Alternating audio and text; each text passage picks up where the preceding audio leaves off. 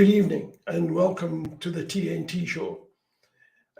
We are now in our second century of shows, as regular members of our audience will know. And again, I'm John Drummond, your host for the next 60 minutes. And again, thanks to you, the TNT Show and Indy Live are growing and delivering more exciting shows. And you can watch the TNT Show on indylive.net. It's streamed out on YouTube, Facebook, and Twitter. Plus, you can access all the previous shows on YouTube. Now, and this is hugely important, absolutely important, right? Make a note of this, please. If you've got a scrap of paper, or if you're listening to this, whatever you're doing just now, make a note of this. This is hugely important. We need you to donate to Indy Live to keep this channel doing what it's doing, informing, educating, and hopefully entertaining. You'll see the details on the screen. Please give us your support. Donate whatever you can, as many times, please, to keep providing these shows for you. But it can't be done on the square root of absolutely nothing. We have to have, and we do depend on your support. Thank you. I'm going to mention this again at the end, but I'd like you please to think about this seriously and support Indy Live.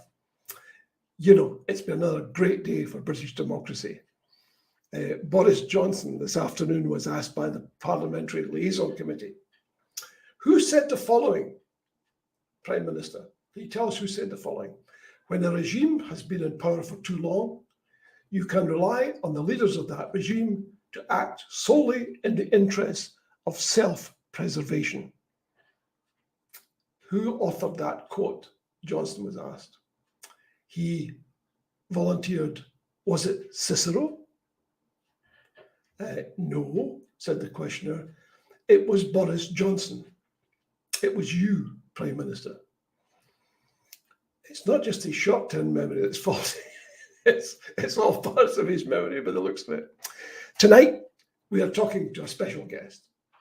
We'll be discussing Scotland, business, music, and much else besides with Mark Breingan, who's also known on social media as Big Marky. Now, he's here for a full hour, so get your questions in, and because we'll be taking your questions live. This is another big difference between shows that you might see on the BBC, produced at enormous expense. They don't want to hear your questions. We do. We're different. We want to hear your questions. TNT stands for The Nation Talks. So we want you to talk with us the same way that Big Marky and I will be talking tonight. So no license, no problem. You can watch the show, as I said earlier, at any time on YouTube. Now to our guest. Tonight, The Nation talks to Big Marky. Thanks for joining us, Marky. Now, I know that you have COVID right now. So we're particularly grateful that you're able to join us. How are you feeling? Better today. Yesterday was torture, but I'm over it, or over the worst of it, hopefully. Okay. So you're better today, but you're not better together. Never. Okay, thanks for joining us, Marky. This is one of the rare opportunities we get a chance to talk to somebody who's with a business background, who's active in the independence movement. Now, a bit of background. You've been in the shipping field for quite some time, is that right?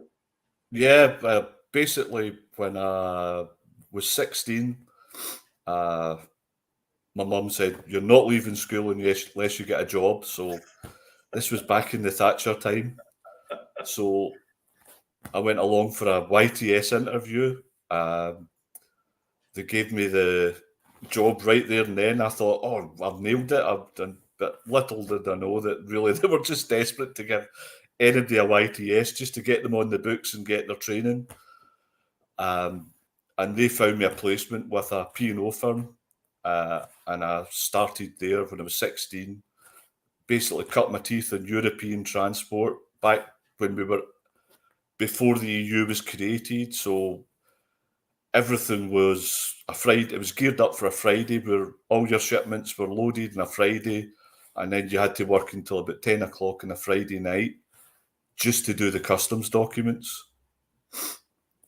After that, I moved to a Japanese firm, got involved in sea freight. And then after that, I moved into projects as well as chartering. And so I've sort of covered all areas, worked on projects all over the world, and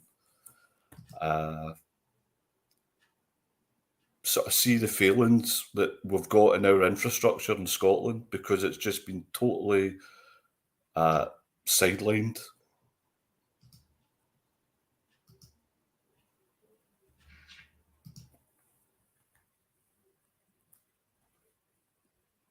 Bit of trouble with our internet connection tonight. Let me see if I can fix it. There we are. I think that's better now. Sorry, I missed a few parts of what you just said. I wonder if you could just repeat those. Well, I've worked, when I got into projects, I've worked basically on projects coming all over the world for the oil industry, for the steel industry. I even did a project for an American space firm that I'm under an NDA. I'm not allowed to disclose. I'm not even allowed to share a picture of it, which was, when you do something really, really you're quite proud of, and you're not allowed to even show a picture of it. It's like, but some of the projects have been quite complicated. I've moved a steel mill from Rhode Island in America into the Black Sea into Georgia, and then that was transferred overland down into Baku. I've worked for a lot of freight forwarders whose customers are oil industry, the steel industry. Basically, if you name it, I've moved it. Well, that's very interesting. Here's a question that's, I suspect, on everyone's mind just now. How has Brexit affected what you do? It's a disaster. Just trying to get even European hauliers interested to come over here, it's like pulling teeth. They don't want to come. They don't want to get subject to customs delays, hold-ups, and even some, if you take what's called hot shots, which is basically if you've got a pallet or two that's really urgent, there used to be guys that would just take them over to the continent all the time. All after Brexit, a lot of people just went, customs documents, nah, don't want to do it. So your capacity has been cut on the carrying side, and the costs have went through the roof, which puts pressure on companies to be able to sustain these costs and keep their products competitive. Is there any connection, Mark, between what you've just outlined and the fact that Lurpak is on the shelves for between £7 and £9 a carton? Well, Lurpak was a big brand, so it's always going to be here, but your costs are going to go through the roof. Yeah. I mean, it's a big brand, but it never ever sold for £7 before. No, it wouldn't. That's the cost of being able to buy a product you like from the European country. Because what people don't think about with trade, and trade sort of falls into a big, almost a geopolitical thing as well, because if you're going to trade sort of products that are perishable or low cost, you normally trade with your closest neighbours, because they can't sustain either a really long transit or the cost of moving them. And since COVID's put huge pressures as well on the supply chain, because I think right now there's about 100 and odd container ships sitting off of Shanghai. So all your containers are stuck in boats to go into Shanghai, to come back. There was a ship recently that had just spent about 90 days waiting to get into Shanghai to load. It's went across the Pacific to Long Beach, and it's estimated that it'll be there for 110 days. So not only have we got Brexit, we've also got the supply chain is meltdown across the world. Why is that? Well, do you know that you would think that the supply chain was geared up, so when the Chinese were making full output, containers were moving. But when they started to lock down, it's like a bottleneck, and then it just creates a wave that the pressure just goes back, and everything switched to PPE. The government, they handed out PPE contracts, and there's probably was there about 10,000 containers that were sitting in storage in Felixstowe that they bought that weren't fit for purpose. So they were paying £1 million a day almost on the storage costs for the containers. So let me get this right. The British government is paying right now for containers sitting in Felixstowe doing nothing. They were, I think, actually, they've started to burn the PPE that wasn't. They started to burn it. That's what I've heard, yeah, that the PPE that wasn't fit for purpose has been disposed. And this is the outfit that says you couldn't manage on your own. Boy, oh boy, you know. We might come back to shipping in a second because, I mean, personally, I find it very interesting that we live in a connected world in the way that you've just described it. And we're not always aware that is the case because particularly when you live on an island, you get the impression that what happens on the island is pretty much the start and finish of things. But you've just outlined fairly graphically that that's not the case. You're hugely influenced by what happens in terms of supply chains, container ships, and all the rest. We'll come back to that in a second, perhaps. Tell us a bit about your music, Marky. Well, actually, again, it goes back to when I was 16. I wanted to be a rock star, but my mum says you need to get a job. So I went out and started to work. But I've always been interested in playing guitar and writing music, and I've been in a few bands, and then about 2015, I put together a band with some guys locally, and my friend Stuart McCready helped us produce it. And then just in 2019, as COVID hit, there was no gigs, there was nothing. So what did I do? I still kept writing music, and I found there was this online site where you could chat with people from all over the world. Got in touch with a guy from Nashville, and he started singing on, or had some ideas for some of the music, and started singing. So we worked remotely with him. There was a guy in San Francisco, plus one of my friends from Scotland. He wrote some songs as well. So once I had everything recorded and put together, once the sort of lockdown had sort of finished, I went back to my friend Stuart McCready and said, can you help me, or could you produce this for me? And he spent a lot of time just really getting a good professional finish to the tracks. And what's your group called? Giant Head Collective. Giant Head Collective. Yeah. And if people in the audience want to access your music, how do they do that?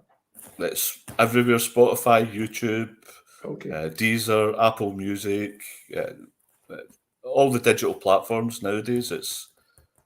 It's easy to find. It's just getting people to consume it is a hard part. Well, you know, this sort of thing helps. Because there'll be a lot of people around the place who say to themselves, I've never heard of Giant Head Collective. Yeah, that's the thing. There will, but I have to ask you, Marky, why Giant Head Collective?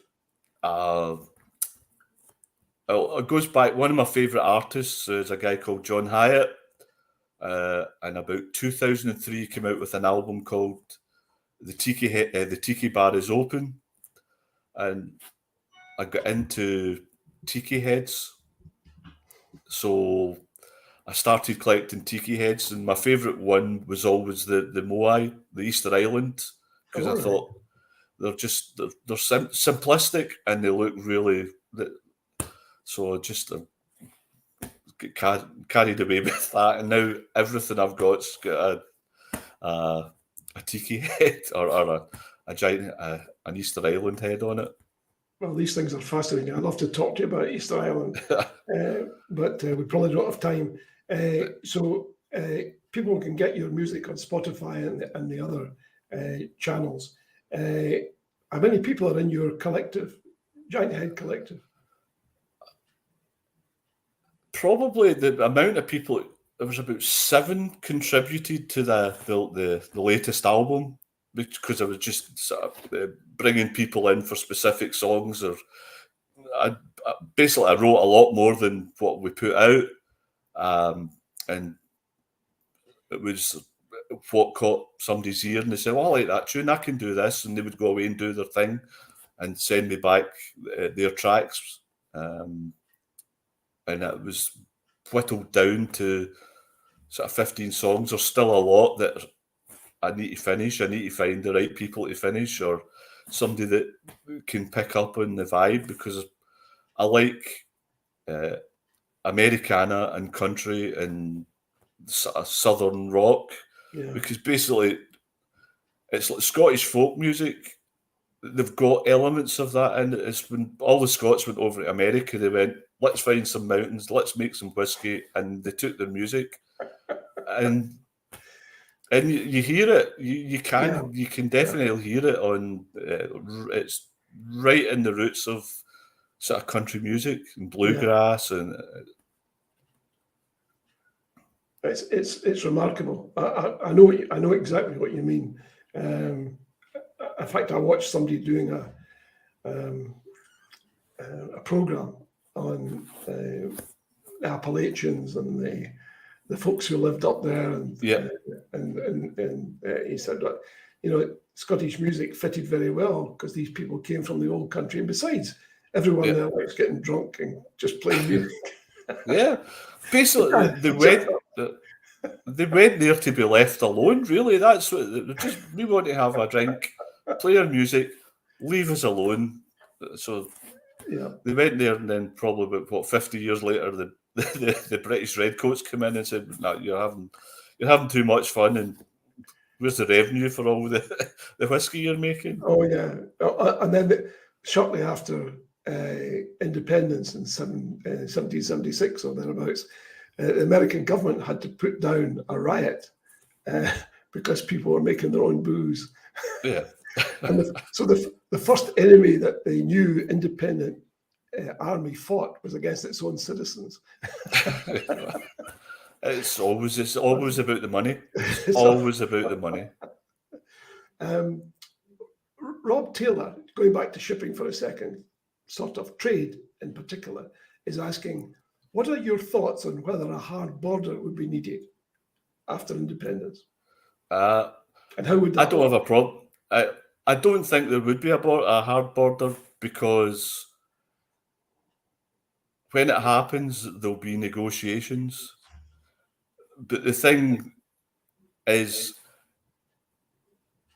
a border is a demarcation of an economic zone. So everything in our border, we control the revenue of. Sure.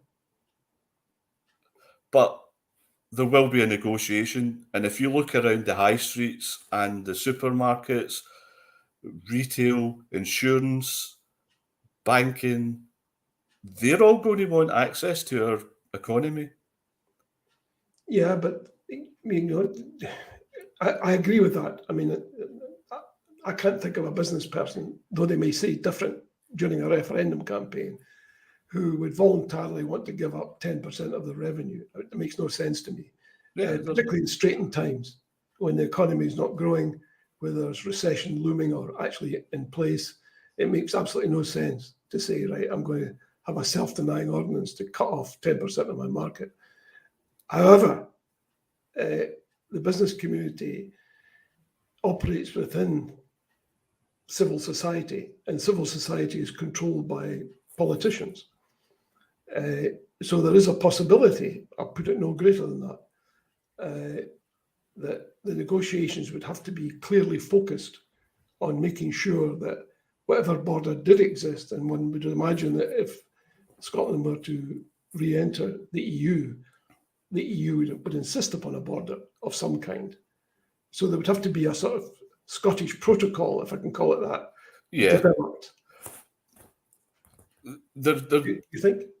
Certainly in terms of standards, the EU are going to say, well, if you've got to make sure that any standards that if you import goods from England to Scotland to rework, to put over there, meets the standards. I don't have a fear of if Scotland maintains an EU standard that we can't trade into England, because if you make something that's superior in standard, you can sell into any market. Yeah. What you can't do is sell an inferior product into a market with a higher standard. So immediately, England's at a disadvantage to trade into Scotland. Precisely. So I can imagine business people during a referendum campaign being persuaded to want to talk about this and to say exactly what you've just said. If Scotland becomes independent, that's not a major problem for us.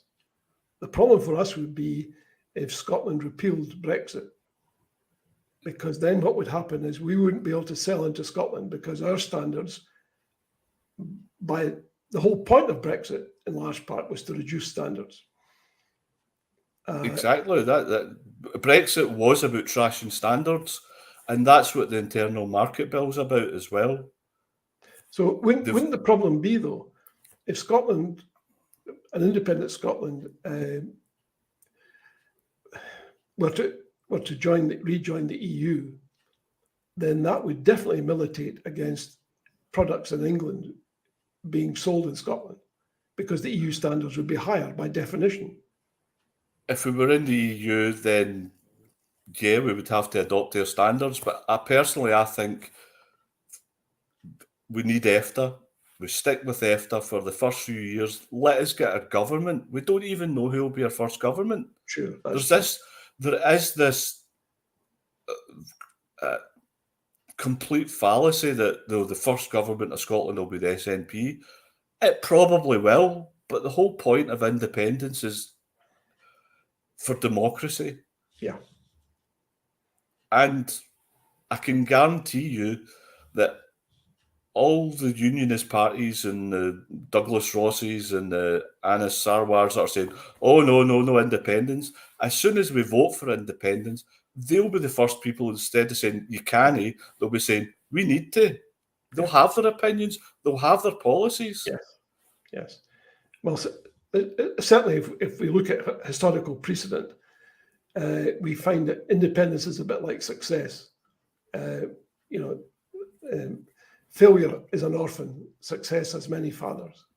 Yep.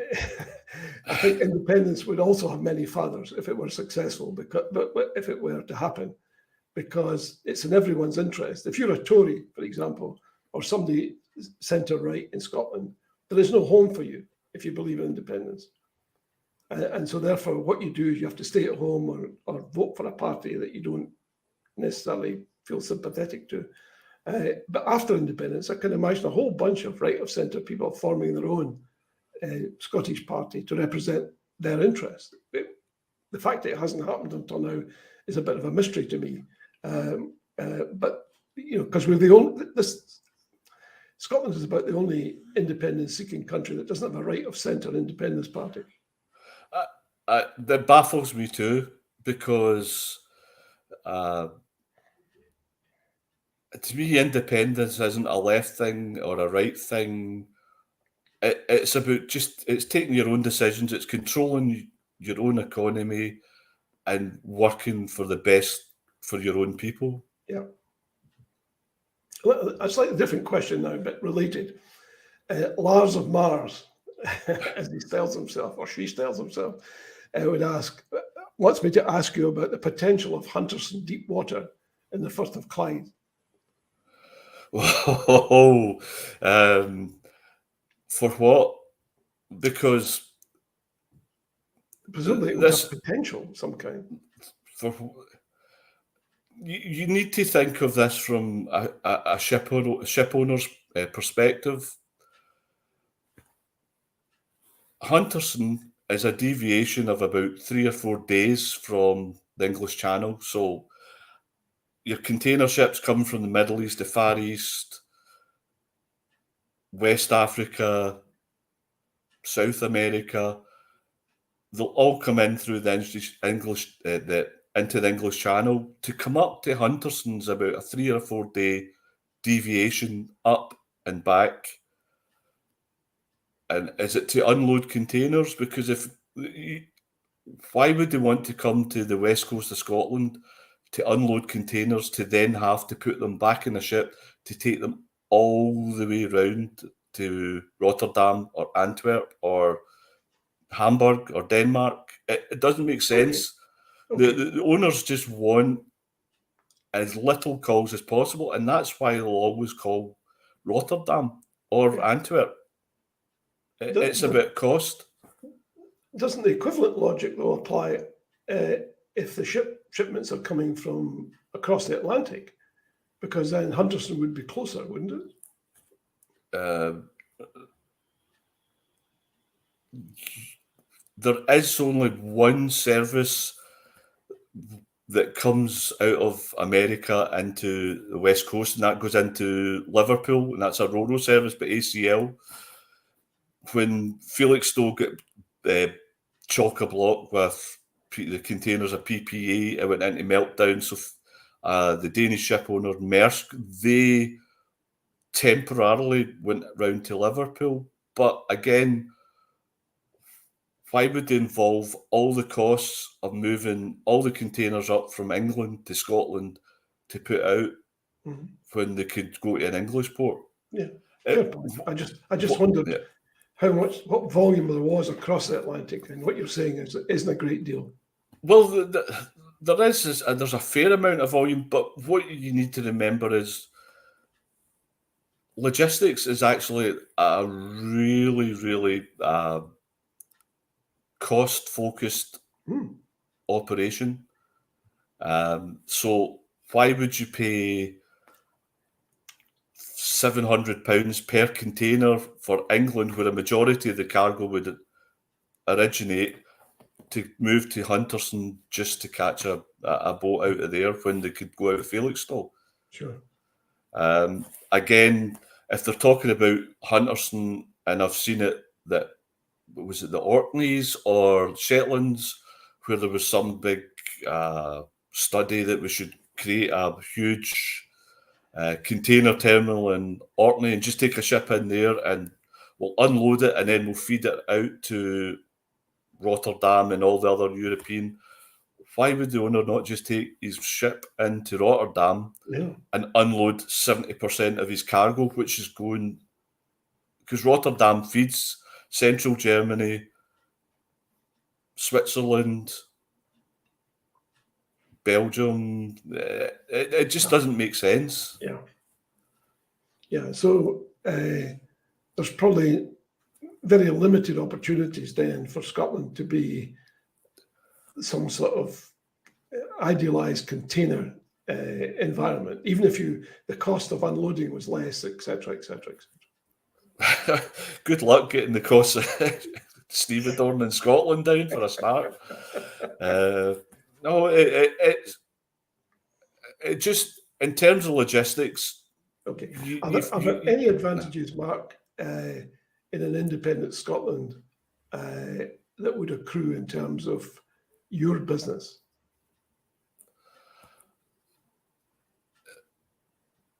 I would hope, and in terms of an independent Scotland, would we see our manufacturing grow, we produce more, we import and we export more. But that's a long-term thing. I'm thinking of independence for my children to see the benefit. Not anybody that thinks we're going to vote for independence and 2 years later it's going to be yippee. It's going to be a long, because the infrastructure has been neglected for so long. Yeah. I want to ask you about the comment on social media, and you can disavow this if you like. People are concerned that Boris Johnson is proving to be reluctant to leave Number 10. And there's been some comment on social media that says, send Big Marky down to drag him out. I don't think he could. I don't think he could persuade. I'm surprised that he's never been confronted in his life, because he's just he's an arrogant, self-centered.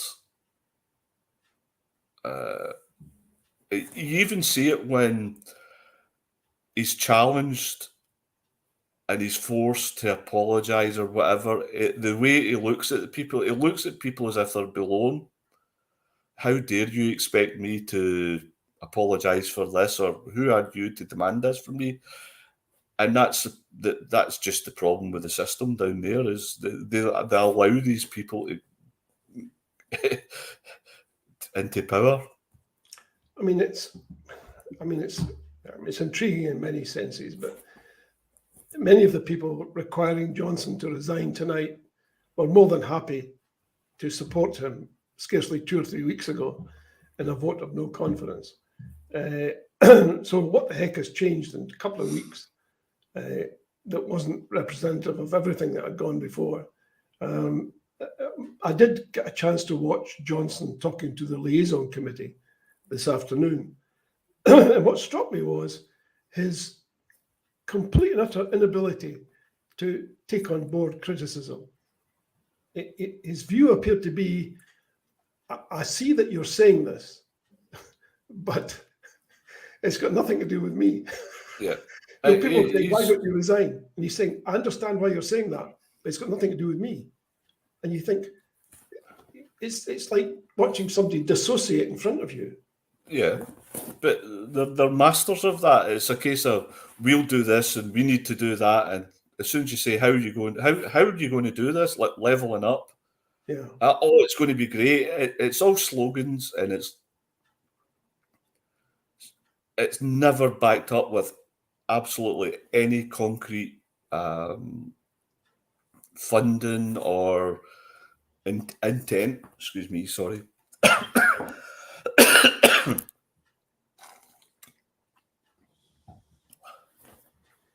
Sorry. That's okay. It's a case of, who is it in England that votes in these people and forces these people on us actually buy into this? Do they actually scrutinise what they're doing?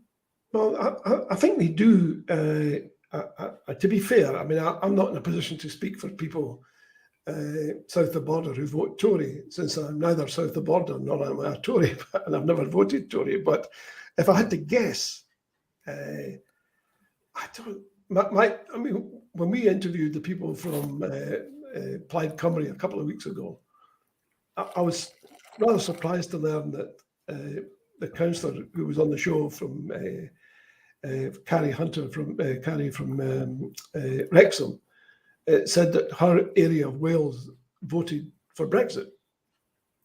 She feels most people now regret that decision. And I then asked her, well, what motivated these people to vote for Brexit? And she seemed to believe, rightly or wrongly, that it was the anti-immigration theme. Yeah, that's exactly what it was. It's basically for decades, basically since Thatcher, the UK has went from an industrial, I don't want to say nation because there's 4 nations, but in terms of estate. It went from an industrial estate where we made things to a financial. Industrials became financiers. Everything was offshored. Manufacturing was put out to China. We'll design it and we'll just send it out there and they'll make it. Not thinking that not only they're going to make it, but they're going to copy it and they're going to remake it with their own brand and they're going to sell it and then they're going to outsell everything that you could ever do. Because if you actually look at what China produces, you look at something, go, wait a minute, that's a JCB or that's a crane, a leap year crane, or I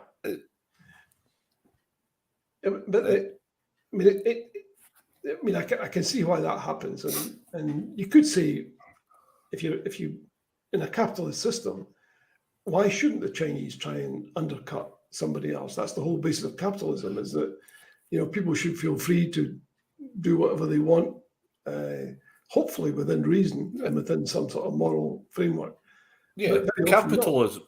In theory, capitalism works, but where it fails is the governments don't put in sufficient controls to ensure that their population isn't exploited by that capitalism. Yeah. I mean, what you're arguing for effectively is moral capitalism, which is exactly. Everybody,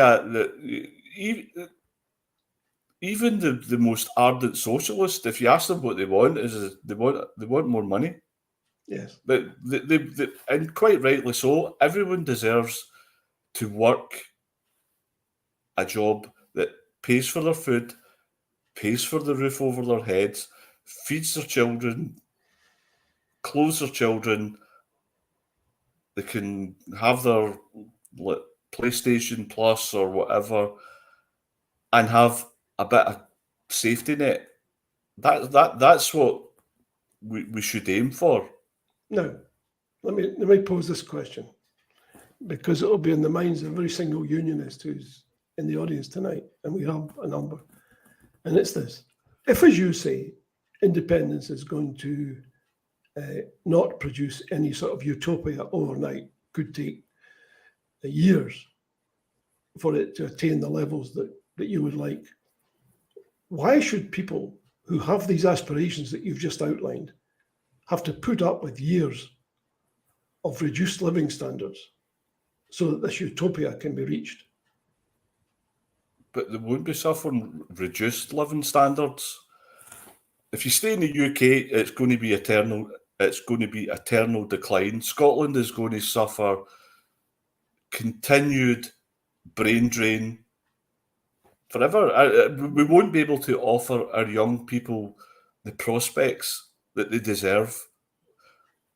What will happen is we'll spend all our time or all our money putting youngsters through university, and they leave. Yeah. They leave before they've even contributed to the society that gave them the free education. So from when we vote independence, basically you're starting off from where we are now, and then you tweak it and you tweak it and you tweak it and you tweak it.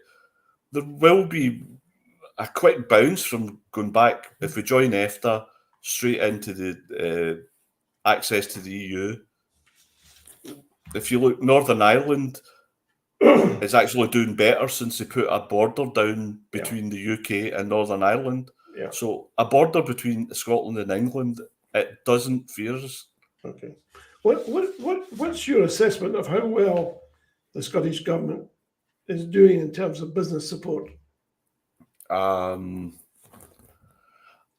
think it's a hard one because it might be a poison chalice not a poison chalice, but it's out with really their scope of competence, shall we say, that they don't have the powers to really address what we need, other than they might be able to do something with rates but they don't have the ability to go out there and say to maybe one of the big like Hyundai, the train manufacturer, or whatever, come and set it up in Scotland. Yeah. Because that's sorted by Westminster. We don't have an aircraft factory. We don't have car factories. We don't have the train manufacturers. We don't have Siemens. Have got huge big places down in Lincolnshire that manufacture transformers. We don't get that. Basically, what we've got is you got the oil. You got the oil industry support services. Yeah. You've got your whiskey. You're not getting any more. Mm-hmm. So you don't reckon there's much more the Scottish Government could do to support business? Well, there's they could put in a ferry service to the EU, reconnect us prior to it, but I've got some concerns there because I don't think the way they're doing it is right. But it's only a consultation. Okay. What I was approached by a company called Transfenica, who are a big multi-purpose ship operator. They operate between Finland, Poland, I think Estonia, down into Antwerp. But there was possibility that they would want to come in to Scotland, and they asked me to find out, so they could do their calculations. Mm-hmm. Can we find out the volumes that we move? The Scottish Government can't even tell us what our exports are, what volume is our exports, because that will be controlled, or it'll be through customs. It'll be a customs stat. But the UK is not interested in actually recording the stats for how much export Scotland send out. Yeah. But it's I hear what you're saying. It's a reserve matter, and therefore, but it does seem to me that if we're going to go down the route of a referendum, that's the sort of data that needs to be made available to people. Yes, whether it cuts across the present lines, it's a moot point. But it needs to be gathered anyway. It seems to me there'll be a load of stuff like that. You have an idea in the note you sent me prior to our discussion that you feel that post-independence there ought to be a cross-party commission on the key issues like defence, EFTA/Brexit, currency, which would take in consultations with civil servants and experts, but lock out lobbyists. Tell us about that. I think it's a way to break the bottleneck in the discussions we're having in Scotland, because as soon as you engage with anyone, it's you can't do that, or no, you can't do that, or that's impossible. Because what they forget is independence gives you all the tools at your disposal to create the kind of country that you want. And there's certain things I think would be more palatable to everybody if there was a pragmatic approach taken to it. And that includes, after independence, the people that voted Tory and Labour are going to be needing parties to vote for.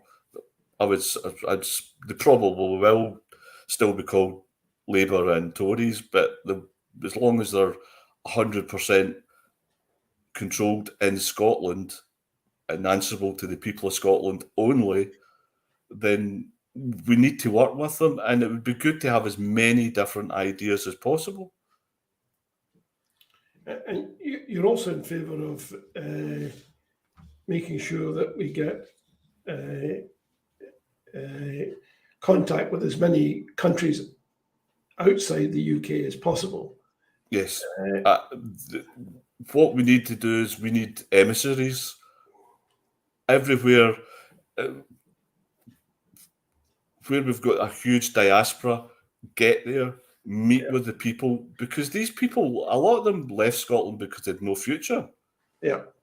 They just went, you know what, it's rainy, we've not got prospects other than working in a coal mine or whatever, Yeah. and they've went all over the world, and well, a lot of them were actually forced to go as well. That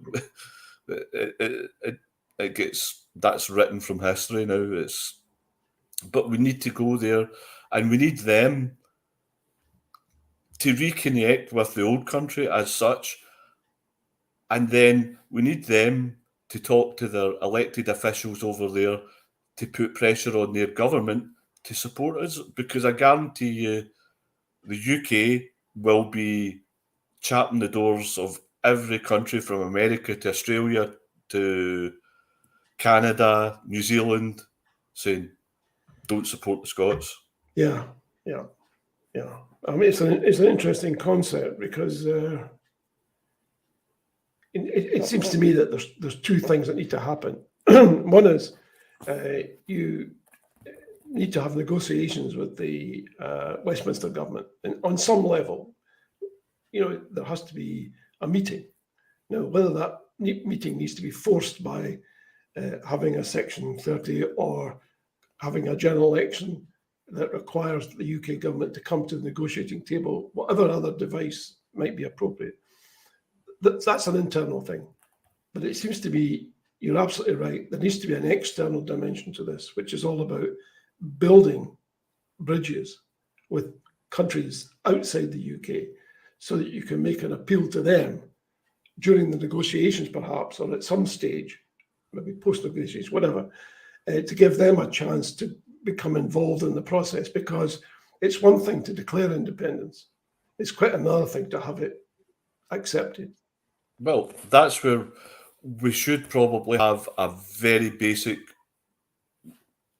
sort of headline constitution that basically says this is the kind of country that we're going to be. A sort of defence policy. Are we going to maintain membership of NATO? A policy on EFTA or EU. So these countries know who they're going to be dealing with. The last thing they want to think of is Scotland. They might fear it just could be too socialist, or it could be too. We need to be pragmatic, because if they feel that, well, wait a minute, we've got businesses there, or we could put businesses there, but it's at risk of all their money being sucked away. We've just got to, as a nation, be pragmatic and put forward how we want to project ourselves on the world stage. Yeah. I love this idea that you have. You say after independence, we ought to house the civil service in different cities. For example, Inverness for fisheries and agriculture, and Fries for energy, etc., etc. That sounds like a fantastically good idea to me. Well, it should be. Well, the whole. Sorry, my dog's going. That's okay. The UK is the only country where your political, finance, and creative centres are focused in the one city. If you go to America, Washington DC is for capital, or the political capital. New York's your finance, and Los Angeles is your creative. And these things should all be spread out. We're a small country, so let's the spending and the work and the jobs that's created through independence in our own government institutions, why shouldn't they be spread around the country? Yeah. One of your other ideas is that every SNP should take an oath to the people of Scotland and put those interests ahead of any other. Otherwise, it would be impractical to sit. Yeah, anybody, any politician that takes their seat in the Scottish Parliament should be made to take an oath to the people of Scotland, and it's the Scottish Parliament above party, above the UK state, above anything else. Yeah. They're elected by the people of Scotland, and they're accountable to the people of Scotland and nobody else. Yeah. I mean, right now they have to swear an oath of allegiance to the head of state, who happens to be the Queen, and her successors.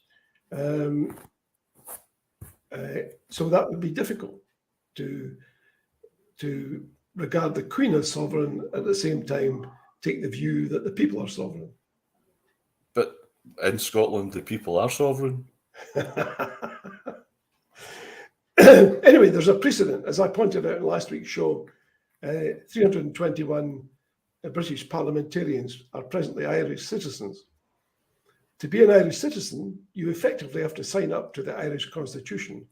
I'm paraphrasing now, it's not specifically phrased that way, but you have to obviously honour the Irish state and support its institutions. Otherwise, nobody's going to give you citizenship if your objective is exactly the opposite. So these people are happy to swear an oath of loyalty to the Queen and to be loyal to the Irish state. These would strike me as somewhat contradictory on the face of it. I don't think they really care, but basically they're only doing it to get an Irish passport so that they don't need to wait 3 hours at Malaga. But the point I'm making is the broad one, which is that I agree with that, by the way, no question. But the broader question is, people seem quite comfortable swearing to two different things, contradictory things at the same time. Yeah, but I know what you're going to say. They're politicians. I know. Exactly. Do you honestly? They'll say anything just to get it done, just to make their life easier. Yeah, okay. There's no. I wouldn't say emotion, but there is no genuine belief in what they're signing up to. It's just it's words to them. Yeah. As long as it makes their life easier. Yeah.